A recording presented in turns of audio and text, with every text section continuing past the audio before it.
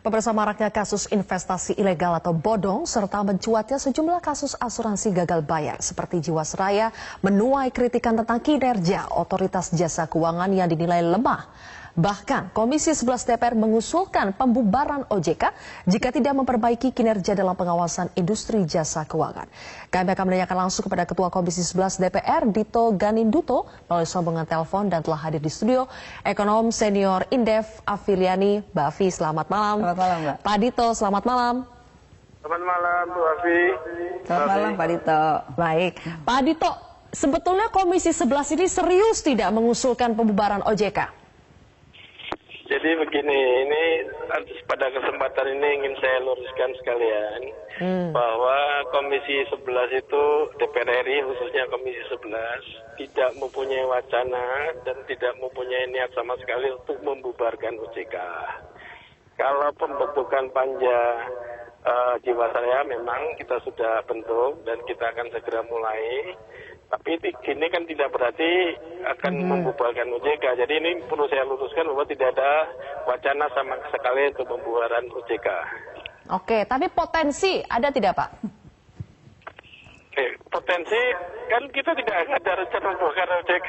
Tapi kalau kita minta peningkatan pengawasan dari OJK memang betul. Jadi pada waktu rapat kemarin kita memang minta pengawasan ditingkatkan dan OJK sendiri sudah berjanji akan merevisi dan akan meningkatkan pengawasannya. Ini kan mereka dari awal sudah membuat tim waspada dan lain-lain sebagainya. Sebenarnya kasus OJK, kasus Jiwasraya ini sudah kita bahas dari periode yang lalu, dari masa sidang yang lalu. Tapi memang kita pada waktu tertutup. Tapi sekarang karena situasinya makin ramai, jadi kami membuat panja supaya ini lebih cepat diselesaikan uang nasabah ini sesuai dengan hak mereka. Oke.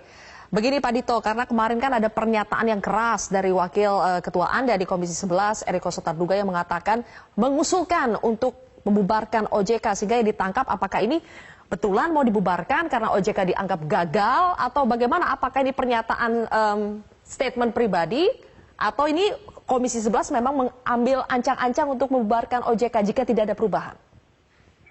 Jadi saya juga udah bicara dengan Pak Eriko. Jadi memang itu adalah statementnya beliau itu bukan untuk membubarkan OJK. Jadi ada pertanyaan dari wartawan, apakah bisa dibubarkan ya? Itu kalau menurut saya kita kan lagi evaluasi OJK-nya. Karena kita sah-sah aja beliau menyatakan itu. Tetapi secara institusi itu bukan keputusan Komisi 11. Saya sudah bicara dengan beliau dan ini juga barusan kita di luar kota sama-sama beliau juga. Saya sudah bicarakan. Baik, nanti saya akan lanjutkan lagi ke Pak Dito. Mbak Afi, apakah persoalan polemik gagal bayar asuransi Jiwasraya, PT Bumi Putra, kemudian ada PT Bank Muamalat, dan sejumlah kasus investasi bodong yang akhirnya mencuat bertubi-tubi belakangan ini adalah bukti kegagalan dari OJK dalam melakukan fungsinya mengawasi? Boleh dijawab nanti Mbak Afi, kita akan jeda terlebih dahulu. Pemirsa, Prime News akan kembali. Ya, kita selama ini bekerja dalam forum KSSK sesuai dengan undang-undang PPKSK ya, pencegahan dan penanganan stabilitas sektor keuangan. Kerjasama kita lakukan sebaik mungkin, pasti belum sempurna, masih perlu banyak hal yang diperbaiki, termasuk dari sisi perundang-undangan. Jadi kita juga akan terus menyempurnakan dari sisi peraturan perundang-undangan di dalam rangka untuk bisa menjaga stabilitas sistem keuangan itu. Kami lanjutkan kembali pemirsa. Mbak Afi, tadi pertanyaan saya terakhir adalah bukti apakah semua kasus yang terjadi ini adalah bukti kegagalan OJK dalam menjalankan fungsinya? Saya sih nggak setuju ya kalau itu dikatakan kegagalan ya. Tapi bahwa kita harus memberikan apresiasi juga bahwa sekarang ini kalau kita lihat dulu ketika krisis bank itu yang menjadi utama. Sekarang kalau kita lihat bank itu luar biasa dalam pengawasan. Kalau ada beberapa bank bermasalah itu pun sudah diketahui oleh OJK dan itu ada penanganan untuk memperbaiki bank itu. Baik mencari investor baru atau memperbaiki dari investor yang lama gitu. Tetapi memang yang non bank selama ini jumlahnya tuh luar biasa besar. Sehingga memang penanganan dari sisi pengawas itu memang kelihatannya perlu membutuhkan orang yang cukup banyak ya. Dan pengawasannya selama ini memang sudah bagus, tetapi menurut saya mungkin hal-hal yang berkaitan dengan investasi jangka panjang seperti asuransi misalnya. Nah ini yang mungkin belum kelihatan dari sisi neracanya itu tidak menjadi pengawasan yang lebih ketat dibandingkan bank gitu. Jadi menurut saya sih mungkin ke depan harus sama ketatnya pengawasan kepada bank dengan non-bank. Selama ini memang bank sudah cukup bagus, tapi yang non-banknya memang belum sebagus Belum daripada. sebagus itu, apakah karena ini belum diprioritaskan, ataukah karena kekurangan SDM, atau bagaimana, Mbak?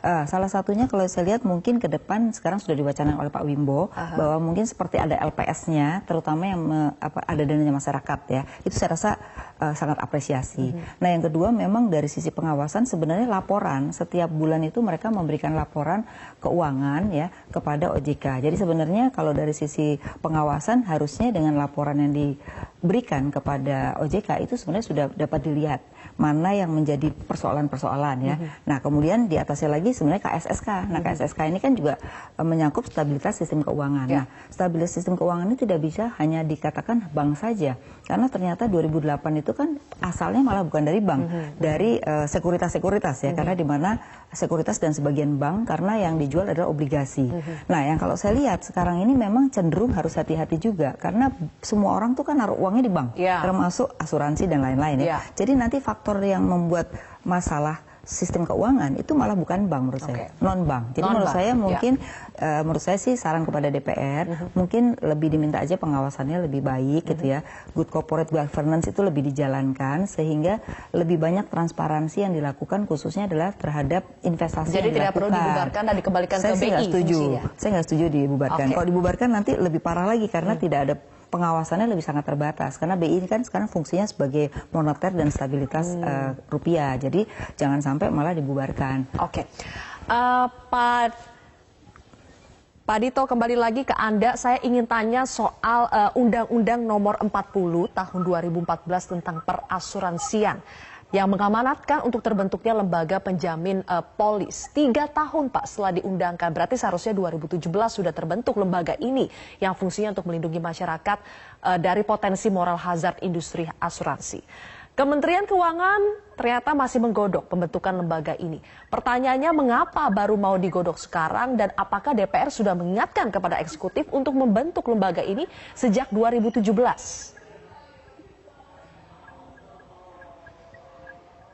Baik, jadi di dalam Undang-Undang Nomor 40 tadi kan sudah mengamanatkan bahwa untuk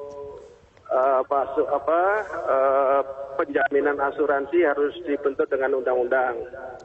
Nah, kebetulan kami sudah beberapa kali rapat dengan Menteri Keuangan, bahkan hari Selasa kami akan rapat dengan Menteri Keuangan. Kami juga akan mempertanyakan karena ini sudah bagian daripada pembahasan kita untuk segera membahas pembentukan undang-undang jaminan asuransi. Nah, sekarang kan sudah ada LPS, Lembaga Penjamin Simpanan.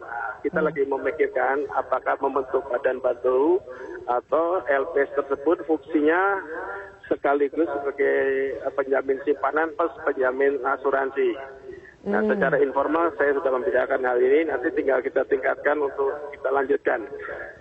Karena tahun ini kami akan membahas Undang-Undang Materai dan Omnibus Law Pajak. Undang-Undang Materai mungkin tidak terlalu lama, setelah itu kita mungkin akan mulai membahas itu setelah pemerintah mengusulkan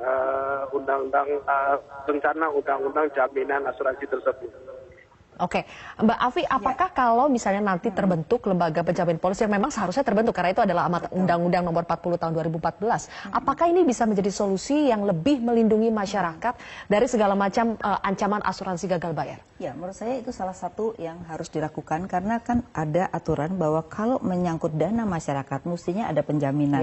Nah, memang harusnya asuransi itu termasuk yang ada dana masyarakatnya sehingga sebenarnya harus segera dibentuk karena ini menyangkut bukan jangka pendek, jangka panjang. Kebanyakan asuransi yang sifatnya jiwa itu kan butuh mungkin 5-10 tahun sampai 30 tahun lagi. Nah, bisa jadi gagal bayar nanti di saat jatuh tempo, di kemudian hari gitu. Jadi menurut saya ini harus urgent yang harus dibahas. Jadi menurut saya mungkin DPR harus merubah mana yang menjadi fokus utama untuk perbaikan undang-undang karena ini menyangkut dana masyarakat.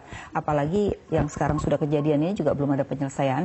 Itu juga menjadi kendala. Apalagi ini kan dianggap BUMN. Nah, BUMN ini dianggap loh punya pemerintah kok nggak bisa diberesin. Gimana yang swasta? Gitu. Jadi menurut Anda lebih cepat, lebih baik. OJK-nya yang direformasi atau diperbaiki, sementara lembaga penjamin polis ini juga harus dipercepat Ya, pembentukannya? menurut saya sih dua-duanya harus berjalan ya. Satu, OJK-nya dalam arti revitalisasi memperbaiki sistem pengawasan, terutama adalah pelaksanaan good corporate governance, khususnya adalah di sektor asuransi.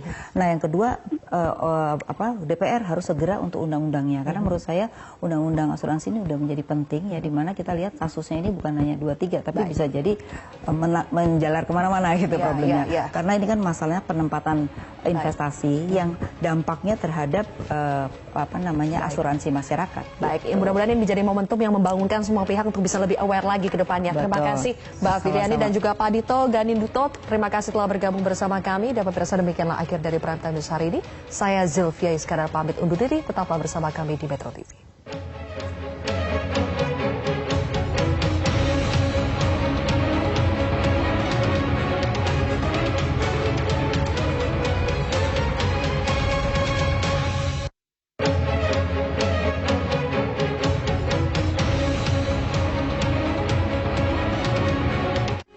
Metro TV, knowledge to elevate.